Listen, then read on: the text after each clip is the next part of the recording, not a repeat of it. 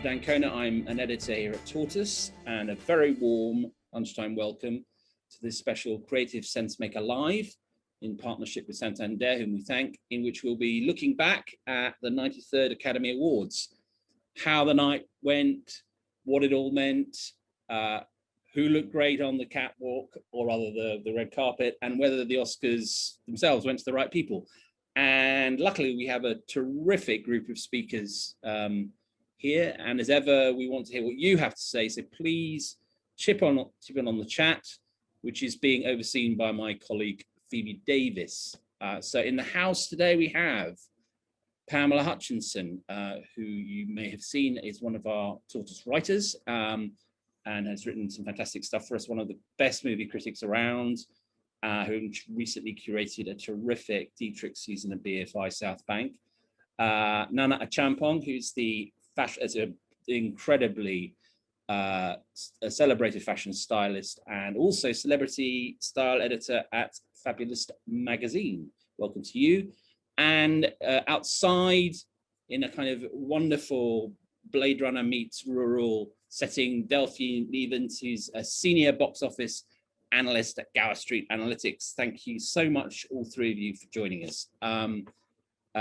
We couldn't really ask for a better group of people to help us steer a course through what was an interesting Oscars. And Pam, I want to come to you first, I think, if I may, and just sort of as an overview. First of all, welcome, and you know, broadly speaking, and this is a hard one, you know, was justice done, I suppose? And I think most people were expecting Nomadland to scoop Best Picture, and, you know, probably a two-way race between Frances McDormand and Viola Davis on Best Actress. So Frances McDormand won her third Best Actress award. The great surprise, I guess, was that Chadwick Boseman, who, as we know, tragically died last year very young, didn't win for Ma Rainey's Black Bottom, and Anthony Hopkins did. Overall, when you looked at the list, and you know, was your sense that this had been that there had been a measure of fairness in this? It wasn't an outrageous Oscar, shall we say? Yeah, I mean, the word justice and the word film industry don't really go together that well. And when you're thinking about the Oscars, you almost have to think within a very narrow confine of the kind of films that are going to get nominated, the kind of films that are campaigned for. And we are talking generally about studio films, big studio films, and that people are campaigning for. Within those confines, I thought it was a fantastic night. We now have doubled the number of women to win the Best Director Oscar, which wasn't that hard because it's 2. And, you know, Nomadland, I think, was a worthy winner. I completely understand that people feel that more a tribute to Chadwick Boseman should have been made, but if you take the Best Actor Oscar in its own right, I think that Anthony Hopkins was a thoroughly deserving winner. If you've seen The Father, and I do recommend people look out for this film, it is a devastating performance. It's really something special. For me, the biggest scandal of the night was Daniel Kaluuya. Not that he won, but that he was in Best Supporting Actor. I think he should have been nominated for Best Actor for Judas and the Black Messiah, in my opinion. Aside from a few little gripes, I wanted to see Wolf Walkers win rather than Soul. This was a really quite edifying spectacle to see people of the talent of Chloe Zhao and Frances McDormand sort of dominating the night is always going to be a welcome sight. Yeah, and Frances McDormand, of course, only has to win another Best Actress award to equal Katharine Hepburn's total, I think, of 4. So it's becoming something of a ritual. Pam, do you think? I mean, you know, you've been watching obviously movies for so many years, and watching the trends, and you know, the awards season is a combination, as you said, of theatre and competition. Do you think the criteria for what constitutes a win are visibly changing? I mean, there was a very interesting Maureen Dowd essay in the New York Times last week, which was basically saying, look, the Oscars just aren't fun anymore. There's too much earnestness, there's too much worthiness. It was a very Maureen Dowd piece. I mean, let's, you know, preface our remarks on it with that. But is it true? I mean, do we agonize too much about who wins what, or actually because they're such a big deal, because they're one of those sort of unifying moments in the calendar, in the entertainment calendar, it really does matter who wins and the diversity of those who win. I mean, award ceremonies are always kind of like the last stop, like the last chance to do something that's right. So if you look at the nominees for the Oscars or the BAFTAs and you don't see much diversity, you see the same kind of commercial cinema, you don't see diversity among the people who are making those films, that begins with the film industry. And that way you can call the Oscars a symptom rather than a problem in their own right. What we've seen is people really focusing on the Oscars because they're so visible, and it's been really successful to do that, to say things like, the hashtag campaign, Oscars so white, to say people are in this industry working hard, making great films, and we need to recognize that at the top level. It's always going to be messy because it's a business, and it's, America has historical problems with race, and so Hollywood always reflects that. We are beginning to shift slightly our ideas of what might be an Oscar film.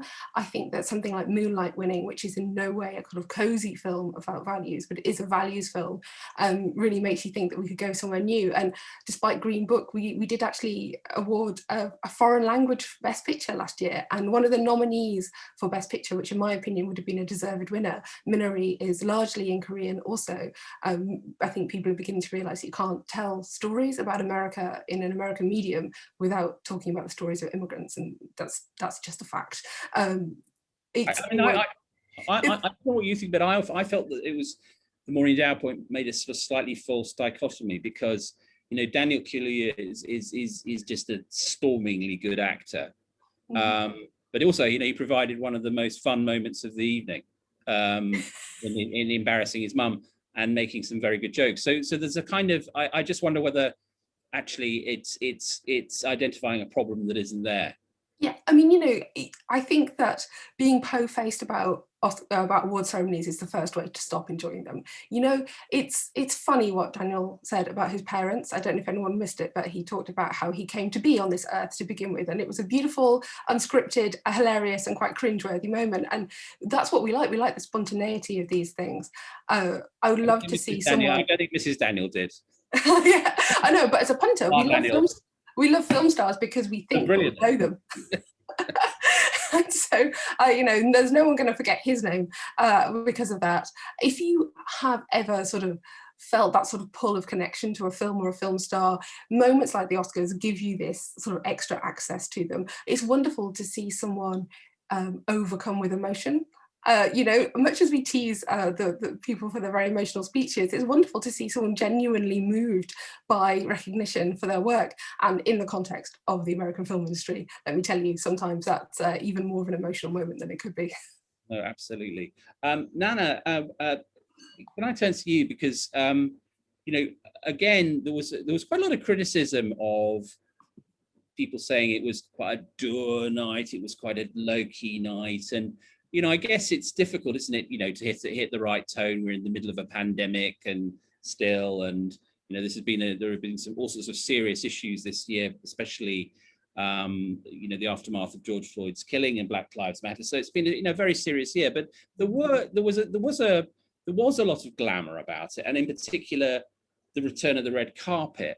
And I just wondered, I think we've got some images actually of some of the best outfits that we might put up on screen, and I just wonder if you can talk us through it with your expertise. Yeah, no, of course, I'd absolutely love to. What were you blown away by? What were you less blown away by? Maybe we can get. I don't know if we can get them up on screen. Yeah, Tom's. Thank you. Oh, here we go. Yeah. I was just really happy to see the red carpet back, because obviously it is the first award show that we've had properly in a year. Everything else has been virtual, and as much as I've appreciated people getting dressed up in their gardens or in their living room for awards, there is just something special about the red carpet. So yeah, it was just really, really great to have it back.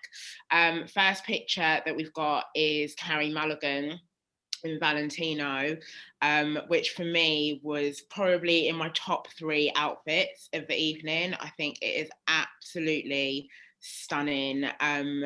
The colour, the cut, everything. Yeah, she just looks fantastic. Bra tops as well. She's wearing kind of like a bandeau version. They're a really, really big trend for spring, summer 2021. And yeah, she just kind of looks like, she just smashed the red carpet, basically. She looks like Belle of the Ball. Really, really a big fan. And then over to Chloe Zhao. I absolutely love this as well, but for all of the opposite reasons. Because obviously it's so understated. I know she might not have even been trying to make a fashion statement, but by turning up to the Oscars, like the biggest night in Hollywood, in white trainers and a very understated kind of dress, top and skirt situation, yeah, everyone's kind of looking at her and being like, oh, she's not playing by the rules here, which I am completely, yeah, I think it's fantastic. And she went and won an Oscar, so, or two, she holding in her hand there even. Yeah. Yeah. Oh, so this was another really, really cute moment. I think, I mean, being 9 and on the Oscars red carpet, instantly everyone's just going to be like, yeah, blown away. Looks absolutely adorable. My favourite bit about this outfit is actually the socks. I love the two-tone and the white stripes on the socks. But yeah, for a 9-year-old, Alan Kim is just, yeah, he looks so dapper and so cute. So yeah, another winner there for me. Then we are on to Lakeith Stanfield. Another outfit that I was completely blown away by. Obviously, he is in Saint Laurent, and yeah, it's a jumpsuit, giving me all of the 70s vibe, another massive trend for spring, summer. And yeah, he just looks incredible, so sharp, so slick. Yeah, absolutely love it. We got another. Oh, okay. So Regina also in my top 3 for the evening. I think there was a fact that this Louis Vuitton dress took 140 hours to make because all of the rhinestones were individually put on. And again, the kind of cap sleeve shoulder detail, the colour is exquisite. Yeah, she just looks fantastic. I was so happy with that look. And then on to Coleman. Pink is one of my favourite colours, and pink is the colour. I don't know if you can see my nails here. I've got pink nails. But yeah, pink is the colour of spring, summer 2021. And this suit is just, yeah, the detail on it, I'm not sure you can see, but Versace have put some kind of like rhinestones on the sleeves as well. And yeah, talk about way to stand out on the red carpet in a bright pink fuchsia suit. So yeah, absolute winner. I thought, I mean, I don't know if you agree, Nana, but I thought that they all looked like movie stars. You know, that contrary to this sort of impression that it was all very downbeat and low key. Yeah, they all looked amazing. And I think they were just, obviously you've picked out kind of like 6 people, but they're really, for me, there weren't a lot of misses. Like everyone brought their A game. And I think because we've had a year of the pandemic and not being able to do events like this and get excited, everyone really kind of went to town on all of their looks, all of their hair and makeup. Yeah, it was just a real kind of like Hollywood glamour evening. And I think something you said a couple of times looking at those pictures, Nana, which was really interesting, which, you know, I haven't heard for a long time, is, you know, this look for spring and summer. You know, it's like, it feels everything has been, you know, par frozen in the sort of in the deep freeze in terms of fashion and culture. And obviously you're now looking at, you know, things moving forward, fashion trends moving forward, you know, a resumption of actually that level of excitement, of which this was just one example. Yeah, no, completely. As I said, I was so excited to see the red carpet back in its entirety, essentially, like as much as it's been fun for kind of like, yeah, gardens and living rooms, and to get everyone like out of loungewear and just go back to that Hollywood glamour. I think, it's really fun. Like, even obviously in England, we've got like the Brit Awards that are happening in a couple of weeks. I think it's just, yeah, it's a step forward in going back to kind of like what we know and love. And you know, you're a stylist, and you know, being a stylist is not just about clothes; it's about a whole setting. So what did you think about, you know, they went for this? Steven Soderbergh, who was producing the whole thing, went for this kind of movie love theme, but in a kind of very small curated setting. So it was odd because we're used to rows and rows and rows of people in black tie, mostly looking disappointed. And we had these little, it was like a cabaret setting with hubs at different little pocket around the world. Exactly. Did that work for you? Did that it worked for now. Like, I obviously appreciate why it had to be like that, but I did miss the kind of grandeur of what the Oscars usually are.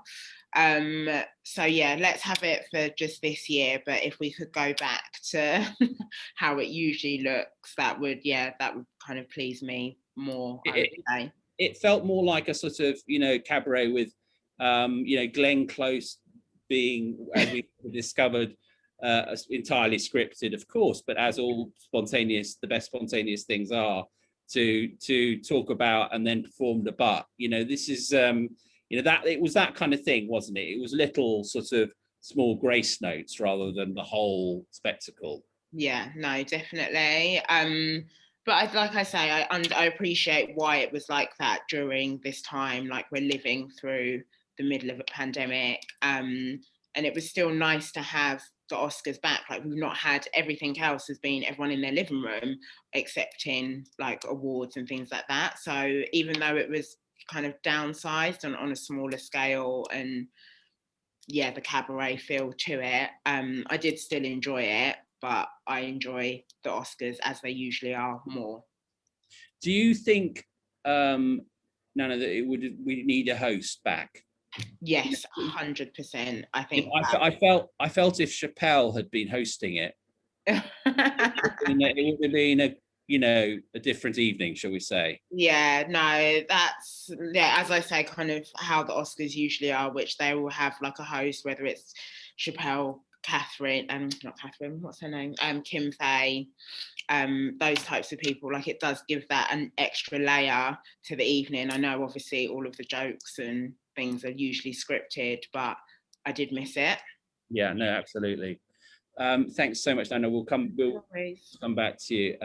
Delphine, tell us about your perspective on it all. I mean, first of all, what does it tell us about the new world of streaming versus the old studios? Because, you know, the streamers did very well overall in terms of just numbers. I think Netflix won most on 7 from 36 nominations, but actually the studios dominated the big categories.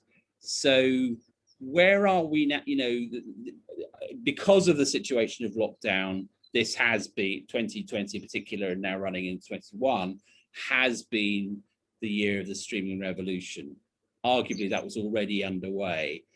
Where are we heading on this big sort of relationship between studios and streaming, movie houses and home viewing? What did this Oscars have us tell us anything about the state of play in that battle? It's a really interesting question. And I think it's quite funny how you're referring to the Oscars as a bit dour this year, because I'd say the mood in the industry maybe was almost not to take them as seriously. It's almost like it was like a concession Oscars to say, you know, well, this year wasn't a normal year anyway, so does it count as much, so to speak? And I think there was just a general lack of enthusiasm because of that. And I think it's interesting because those 7 Netflix wins, I'm sure Netflix will celebrate them. But again, it's kind of almost like, well, they had an advantage because they didn't have to try and work out how to release their films without cinemas open, because it's not part of their business model. So Netflix had a very normal year, or, you know, a better than normal year, whereas everyone else didn't. I think, like you say, interesting to highlight that the studios still did well on kind of the main awards. And I think it kind of shows what I've been kind of trying to preach throughout lockdown, which is that, yes, streaming has taken over. Yes, this is something that was kind of bubbling up in the background this whole time, and it's been accelerated by the pandemic. But people still want to go back to the cinema, and people are still interested in theatrical experiences. What the studios have very cleverly done is obviously pivot this year and kind of change their strategy. And that took a lot of work, because you may or may not know that the situation before was very strict, that films had to wait 16 weeks from a theatrical release till they could go onto streaming. And that was a situation that was mostly upheld by the cinemas. But with the cinemas not open, the distributors had a bit more power. And of course, I think, with the exception of The Father, pretty much all of the nominated films are available to watch on streaming or home entertainment in some format already, which is very different, because often the Oscars are used as a launchpad for a theatrical release, and most of these films people had kind of already seen. So, but what I would say is that looking at kind of surveys that are being done and things like that, people are keen to return to cinemas, and I don't think people have forgotten the cinema. I don't think people think that Netflix or anywhere, Hulu has everything they need. It's a vision of what the future will be like. You will watch things on Netflix, you'll watch things on Hulu, you'll watch things at home, but you'll go to the cinema too, and you'll recognise that those two different formats can offer you something different. I mean, it's interesting because there's no question that all of the big movies of the year that were on Netflix and other streamers, I would have wanted to see at the movies. I felt particularly, oddly enough, the one Nomadland, kind of, I can't wait to go and see it now on the screens when they hopefully reopen on May the 17th, because I think it's so much of it is, deserves the the kind of the sweep that a silver screen gives to landscape and so on. But oddly enough, the film that I regretted not seeing in a darkened cinema, with full attention, was Ma Rainey, because I felt that actually it was such an intense film, and it relied so much on the incredible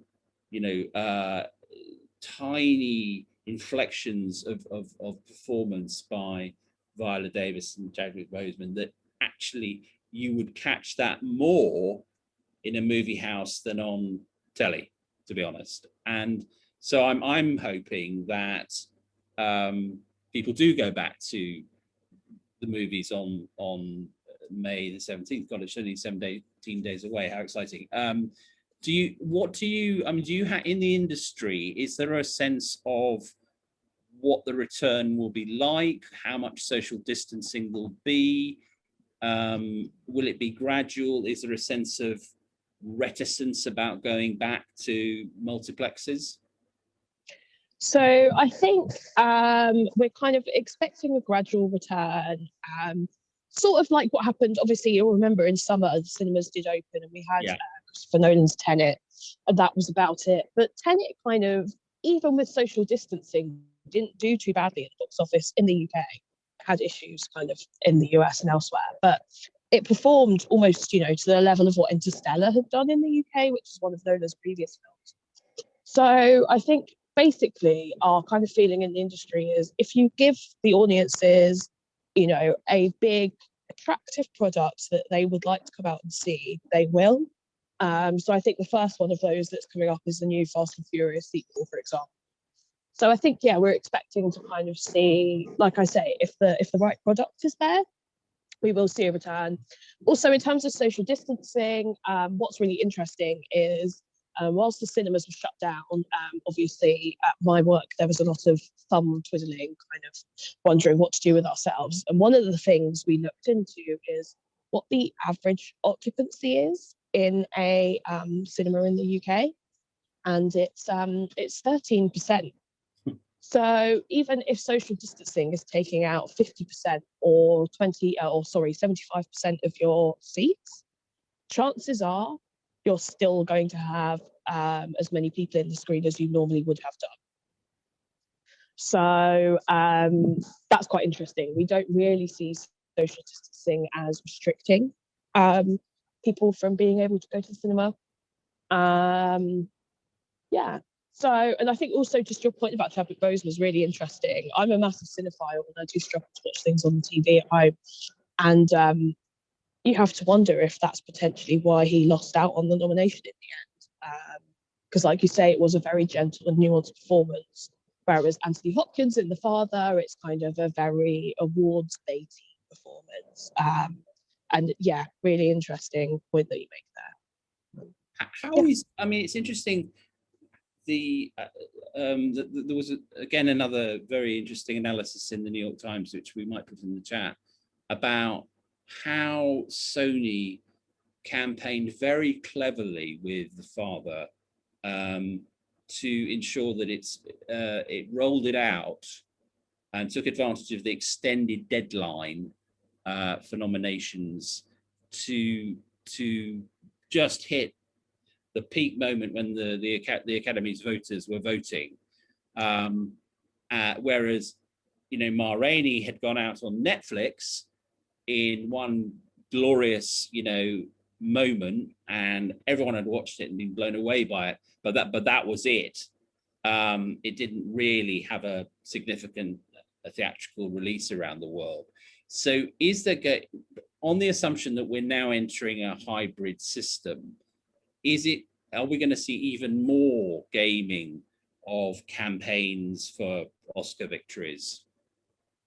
I think, to be honest, the art of the Oscar campaign has always existed. And actually, I would argue, I hope there's no one from Netflix in this chat, that Netflix haven't quite learned how to do an awards campaign yet. They, like you say, it's very much just like, well, it's out there, it's in the world. Here you go, watch it. Do you like it? Whereas Sony Pictures Classics particularly Sony Pictures Classics basically exist to release awards films, and running an awards campaign is, what they do best. And I think that, I think we will continue to have campaigns, and I think that Netflix will probably have to step up their game if they want to be able to compete with the likes of the studios that have been doing these theatrical campaigns for years, because you're right, Sony did plan the rollout very carefully around, and even, in a year, not like this year, if you look at the release dates and the rollout for awards potential films, they always come out between Boxing Day and February, so as close to the deadline as possible. They sometimes a staggered release to allow for word of mouth, but most importantly, they are trying to catch the voters, and then they have to film expand around the time of the awards, because audiences will now be hearing about this film and then they will run out to go and see it.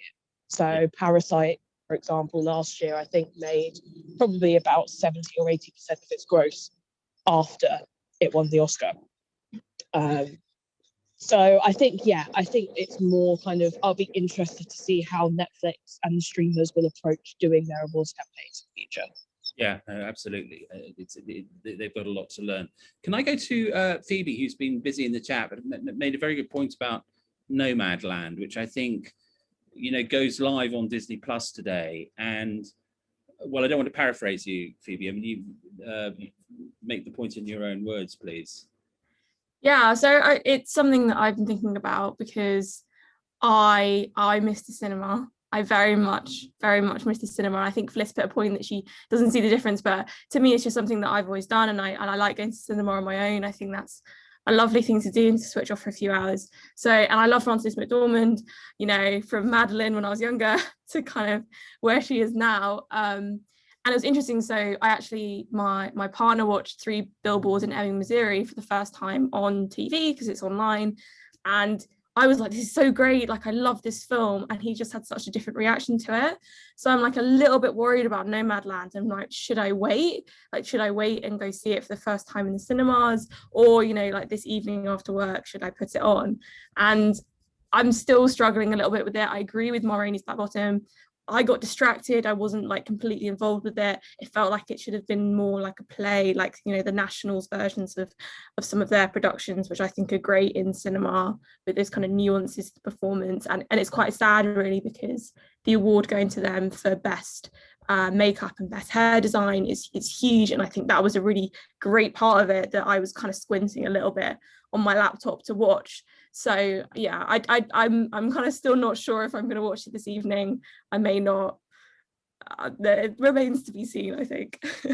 do you think, Phoebe? I mean, you know, it is an important point, because, you know, you work we all, you know, work a day's work, and you know, going to the movies at the end of it is a schlep, I suppose.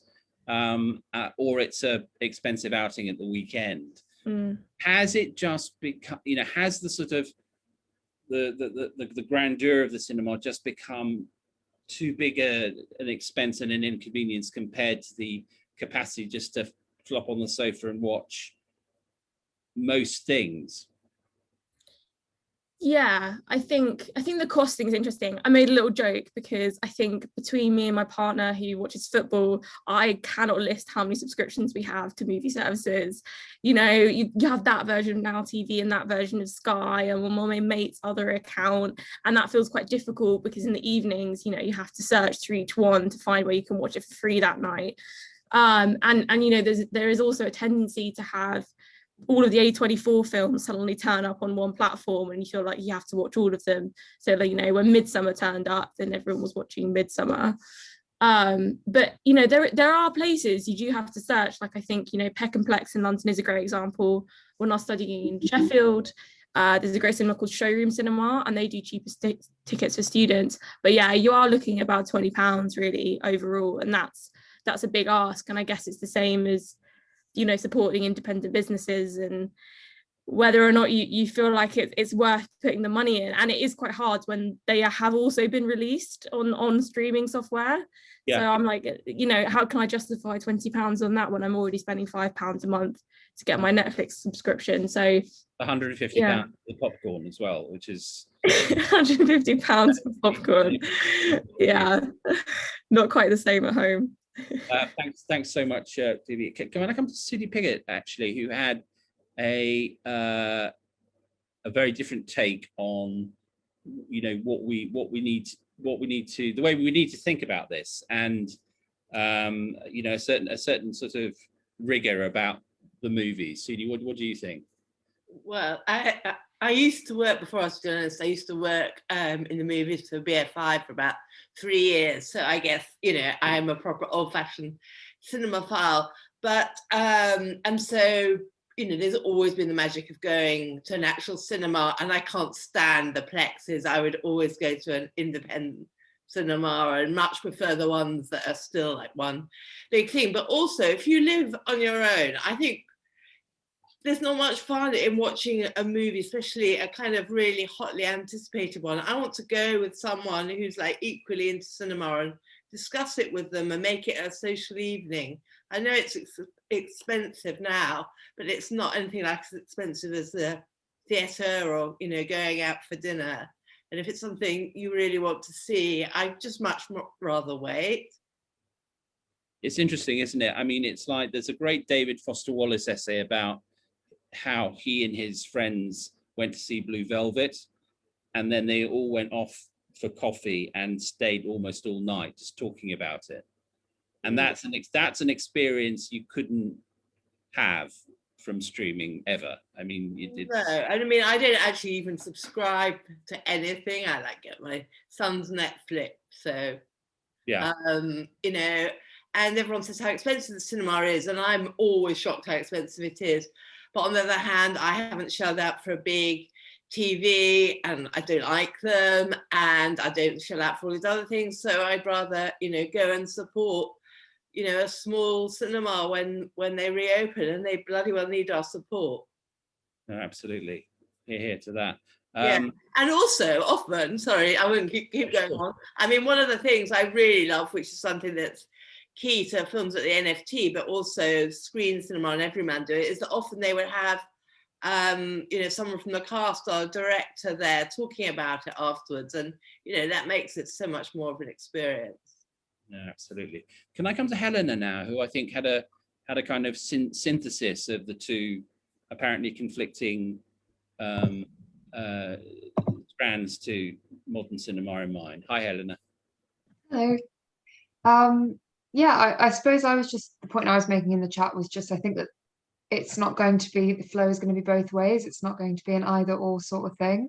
I mentioned that watching streaming has enabled me to watch a lot of my favorites again over lockdown, and in quite a kind of dystopic turn. So the last film I saw was Parasite, and I was in my local cinema the night that they closed the cinemas. It was the very last film that the cinema was showing, and that was such an immersive experience in so many ways.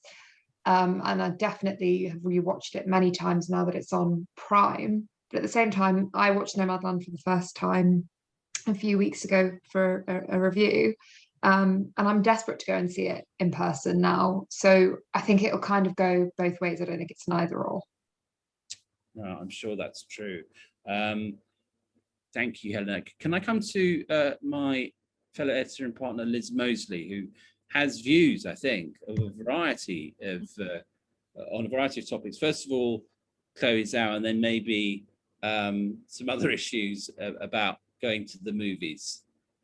Oh yeah, I mean, I didn't get the Chloe Zhao thing. I understand that we're all meant to be authentic, and we turn up looking dressed down, and that makes us look powerful. I get it. I'm thrilled she won the Oscar. I think that's great, but I didn't really get the outfit. But then I'm old and I'm not very cool. So possibly more interesting, I guess, is I've really been thinking about kids and films. So I have a 9-year-old and 11-year-old. When I was little, going to the pictures was a massive treat. You would hugely look forward to it. I was aware of the release dates. Like I knew when Return of the Jedi was coming, and we were beside ourselves to get to watch it. And it was Shipley Unit 4, and the sort of walking down into the darkness and the sort of wiggly woggly floor, and the light up film posters attached to the walls. That, you know, the lighting in the corridor was backlit film posters, just completely incredible. And the ticket was a bus ticket that the lady behind the counter would sort of pull a lever and it would come firing out of this metal machine. Amazing.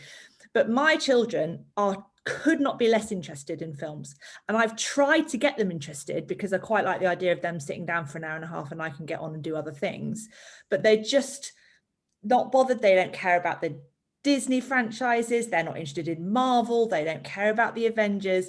To them, the idea of going and sitting in a dark room with just one big screen for 2 hours is sort of like a bit of a ball ache. They're just not down with it at all. And I just wonder if, because there's so much other content that's easily accessible and very potent and kind of addictive that they can get their hands on, interact with, feels scrappier. They're definitely drawn to a more homemade type of content than a polished type of content that they know a grown-up has made for them. I think they're suspicious of the sort of manipulation of a film kind of story. Now I'm totally projecting, but I just wondered if anybody else had thoughts on that. It's really interesting because it is true, isn't it, that there's a rejection of that idea of the event, of the appointment, which is part of this, and not just this, many other aspects of consumption and indeed news. Pam, can I come back to you and just ask you a question? You know, with this Oscars and the fact that the streamers are nonetheless, you know, whatever actually happened with the awards themselves, they're obviously here to stay. They're obviously here to, you know, they are a major disruptor of the old system. Do you, as a film critic, see a change in the way that the streaming revolution has sort of, you know, affected the kind of films that are made? because one of the arguments that's been made is actually Netflix is a force for liberation, that it doesn't have as many barriers and hurdles that the traditional studios have. But there are other completely contrary arguments. So how do you feel it's affected the sort of films that are being made and how they'll be seen in 100 years' time? Well, one of the sort of knock-on effects of streaming is that now the new film that's been released to your favorite streaming platform, or least favorite, is competing with pretty much everything else that's out there. You could be watching homemade content on YouTube. You could be watching old films. You could be watching torrents stolen from somewhere in Russia. So it feels like we're being diversified, but excitingly, one of the interesting things that happened with cinema releases in the pandemic is people did sort of focus around these streaming releases. A film that didn't do much at the Oscars, but really sort of enlivened the middle of the year was I'm Thinking of Ending Things, the Charlie Kaufman film that came out on Netflix. Now, it's an incredibly complex film, and it's a horror film, and yet so many people watched it because it was available with their subscription already. So it felt like a little bit of a stealth trick that Netflix pulled off, getting us to talk about meta-narratives in the middle of the year. And so many people, maybe more people watched that than would go to the cinema. People are saving up their cinema trips, a lot of people, for the Bond, which we're not going to get until the cinemas opened, and the Fast and the Furious, which is going to be the sort of highlight of many people's summer. There is a clever way to make people take a chance on things with streaming. Roma is another great example from Netflix, of course, which went on to great success, being a black and white foreign language film. I think that streaming has allowed a sort of slightly serious kind of filmmaking to emerge, whether it's going to dominate in the same way, and Delphine will know about the statistics, how it compares. You can't beat a Fast and the Furious, but you do allow Martin Scorsese to make a 4-hour-long gangster film. And I think that people are going to, just in the way that Liz was saying, people sort of tired of the 90-minute format, I think people are going to value the strange spaces that they can find online. And a lot of us are very excited to go to the cinema. I'm vaguely anxiety stricken about cinemas at the best of the time, and I can't wait, but I don't think any of us really want to give up the access to wider forms of content that we were getting given. As someone in the comments was saying, that they wanted to watch Nomadland and then watch 3 Billboards, and I think we are beginning to see ourselves more as curators of our own content here. So the wild and the wonderful will flourish online, and perhaps all the money will go to the things that come out in cinemas. Thanks, Pam. Can I go back to Nana and just ask, do you think this new world we're discussing, which is partly movie houses, partly streaming, will it sustain the levels of celebrity and glamour that have been so much part of what we used to call Hollywood? It doesn't really exist in that old sense, but do you see film as being still a source of power and celebrity and glamour in the way that it used to be? Yeah, 100%. Like, I think in a world where a lot of people are now famous for kind of being reality stars, a lot of people yearn for that old Hollywood glamour, or celebrities that are actually celebrities for a talent. You're an actor or an actress. And I think with the likes of kind of like Amazon and Netflix, whether you go through the traditional studio system or you become famous by being on a Netflix film or an Amazon film, those stars are still going to be huge. If not, I think if you look at Bridgerton, for example, that was like the most streamed show during the whole of the last year, they're instant stars overnight, and that they haven't been on a movie screen, they've been on your screen on a laptop or an iPad or whatever. So yeah, I think you're still going to have those really, really big stars, and people are going to be like happy to see them, essentially. So we just dream in a different way, in other words. Yeah, no, definitely. Like, we're all there. I love going to the cinema as well, personally, and certain things are meant to be seen in the cinema, but I think Amazon and Netflix have proved, obviously, we all do love streaming as well. And those stars are going to be just as big, if not bigger, than your traditional on-screen movie stars. So in terms of your work, is it harder? Does it change anything in terms of, covering the movies that are coming out, the stars that are emerging? Do you have to sort of broaden your horizons, look out for more things than, say, your counterpart might have done 10 years ago? Yeah, no, definitely. I think just the way the world is now, like, you're not just looking to your traditional forms of entertainment via the cinema. Like, I can be looking on Netflix or Amazon or even Instagram, TikTok, Twitter. Like, there are sources of, let's say, celebrity coming from lots of different kind of avenues and streams. No, absolutely. Can we go to, thank you very much. Can we go to Andrew Girdwood, who made a very interesting point about Sony that I think is worth pointing. Andrew, hi, nice to see you. How are you? Good. Can you expand upon that, because it's actually a very interesting point that hasn't really been made. I'm a big anime fan. This week, the most successful anime movie launched in America. That's Demon Slayer. So it's made more money than all the Ghibli films. So it's big business. Anime is booming, and Sony paid over $1 billion for a platform called Crunchyroll, which has hundreds of thousands of fans all around the world. They have annual expos. They release charts of which anime is the most popular in which countries, and you measure these views in the hundreds of thousands each time. And this is not Sony's first platform. They also own Funimation. So I think it's quite hard to separate studio from streaming platforms and talk about them as if they're one against the other. To me, the same thing, really. So in fact, again, the dichotomy is artificial. What you're looking at is the fusion of the two. Yeah.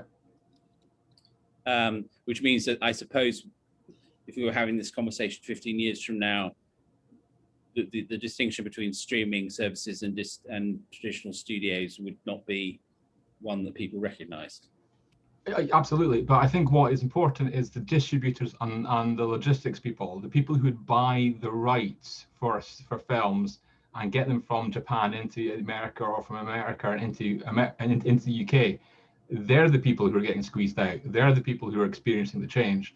I think the people who are creating are actually even small houses making indie content benefit from this new development, this ability to get reach and take your audiences from all around the world, stick them together to make a significant figure, and say, now it's profitable for this film to be seen because digitally we can get it out. And I've also seen animes that have done well enough on a streaming platform that they then subsequently get a cinematic release.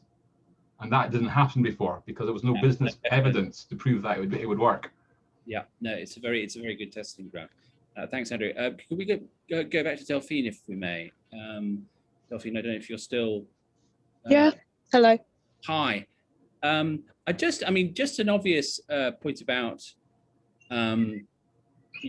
eyeballs, if you like, which is that there's no doubt that, and this was not just true of the Oscars this year, but it has been true so far of award ceremonies generally, that the viewing figures were much lower. They fell. ABC's Oscars figures fell by 58%, down to less than 10 million viewers. Which begs the question: does the traditional concept of the high intensity, high drama, big spectacle award ceremony have quite the future that some assumed, or is it going to have to be reimagined, reformatted? I think it's probably going to have to be reimagined in some way. because people, clearly are losing interest. And I don't think it's, like I said, I think particularly this year, people were just not bothered. And I'm sure the figures will come back up next year a little bit. But there's this general feeling that the Oscars, the awards ceremonies, a bit like we were saying, it's like you get Moonlight and Parasite win one year, but another year you get Green Book win. And they're not always that woke or progressive. And I think a lot is changing in the movie industry at the moment, and awards ceremonies are going to have to be one of them. Also, people, as we've discussed, people's attention spans are getting shorter, and generally they're quite long shows. And I think probably they need to find ways to make them kind of snappier and more attention grabbing. So yeah, I definitely think there's some change in this. Sure. While I've got you, what are you looking forward to seeing in the rest of 2021? What films are you excited about? Highbrow, great question. Doesn't matter, anything. Yeah, great question. So I mean, we were talking about Nomadland earlier. I'm going to wait. I've still not seen it. And it's quite funny because in industry circles, basically everyone's seen it. It evaded me for so long that I'm going to wait till May the 17th for them to go and see Nomadland. Apart from that, I'm really looking forward to the remake of Candyman. I'm quite a big horror fan, and that's being directed by Nia DaCosta, who's a Black female director, so that's really exciting. Produced by Jordan Peele, who did Us, etc. I'm trying to think what else. And I think, I mean, a lot more lowbrow, but the new Ghostbusters as well. I saw a little clip from that the other day, and they've turned the marshmallow guys into like little cute things, which will sell lots of merchandise, but also is cute enough to get me into the screen. So yeah. And do you think I mean, do your box office antennae tell you that things like Fast and Furious and Bond will drive people back into the multiplexes? I definitely think so. I also think big kids content as well. So maybe, if your child is someone who's willing to sit in the cinema for 2 hours, a lot of parents would just quite like peace and quiet. And I think kids content, there wasn't much coming out when the cinemas reopened before. And the stuff that was out was hugely overperforming.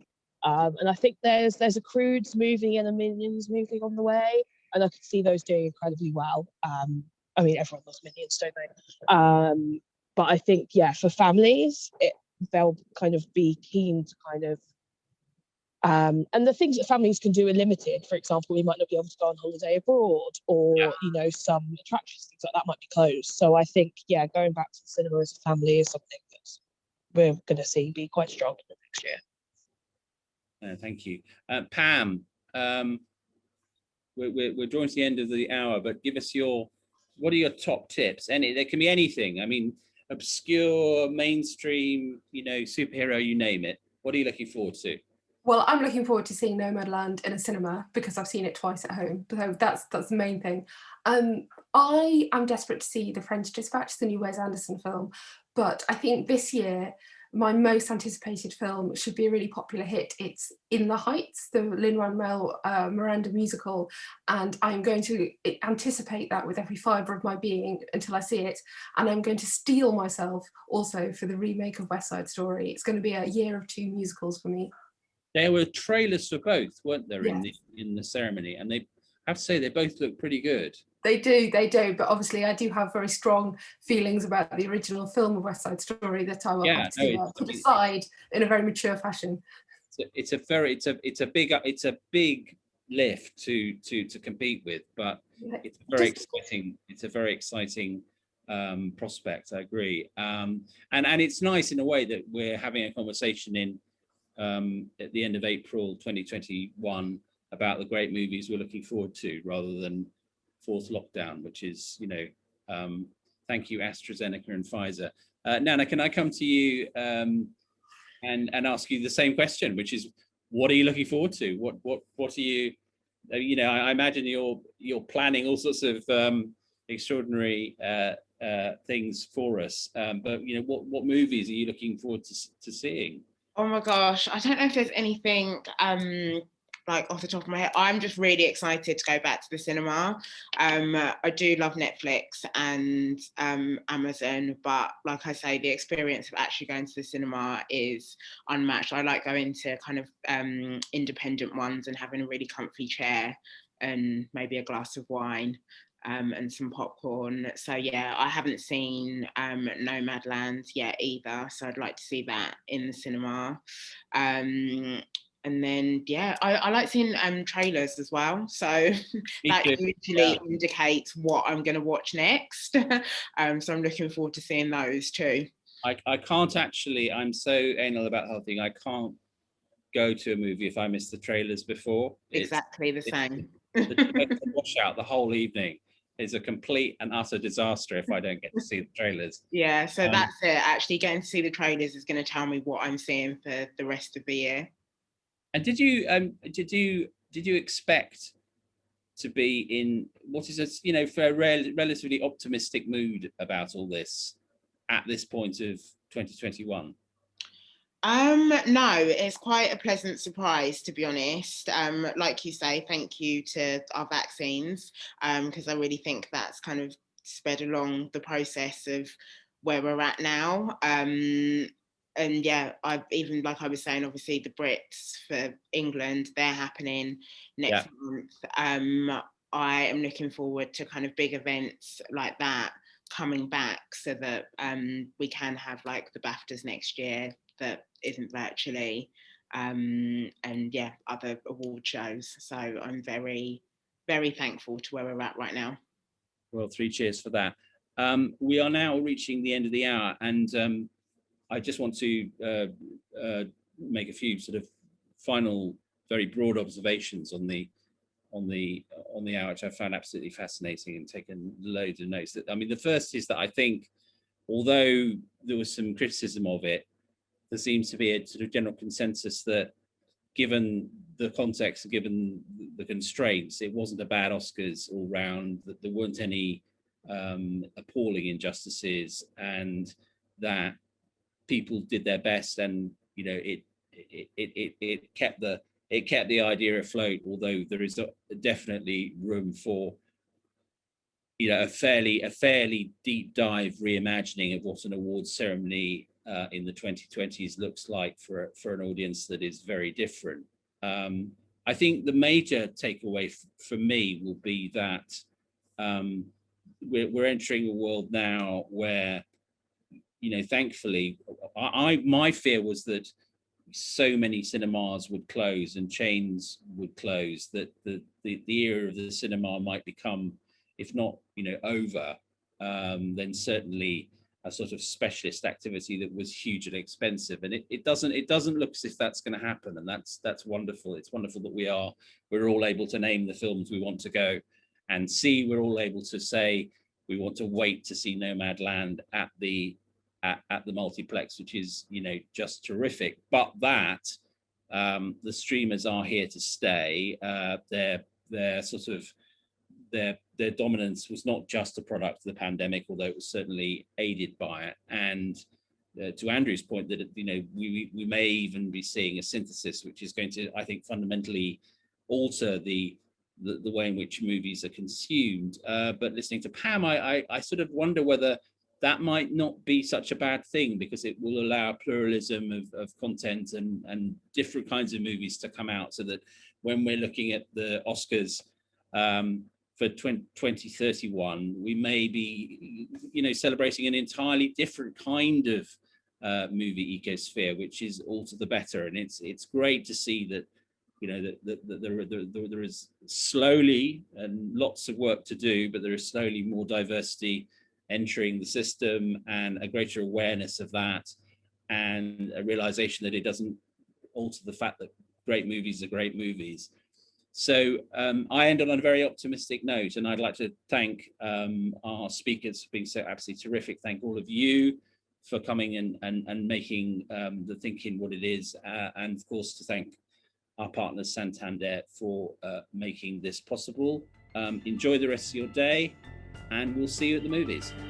Bye for now.